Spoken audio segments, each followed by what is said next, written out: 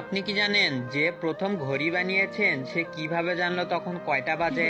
আমরা চোখ দিয়ে সবকিছুই দেখতে পাই, কিন্তু চোখে কিছু পড়লে সেইটা কেন দেখতে পাই না? বিষের মেয়াদ শেষ হয়ে গেলে বিষটা কি আরো বিষাক্ত হয়, নাকি বিষক্রিয়াতে লোপ পায়? ভাইয়ের বন্ধু ভাই হয়, বোনের বন্ধু বোন হয়, তাহলে বউয়ের বন্ধু বউ হয় না কেন? গন্ধ লাগলে সবাই থুতু ফেলে কেন? গন্ধ তো নাকে লাগে। পরিশ্রম যদি সাফল্যের চাবিকাঠি হয়, তাহলে গাধা বনের রাজা নয় কেন? জিলাপি যদি সোজা করে বানানো হতো, তাহলে জিলাপির নাম কি হতো? খিদে লাগলে পেটেই শুধু ইঁদুর দৌড়ায় কেন? পানি ফুটিয়ে খেলে জীবাণুগুলো মরে যায়, কিন্তু জীবাণুগুলোর ডেড বডির কি হয়?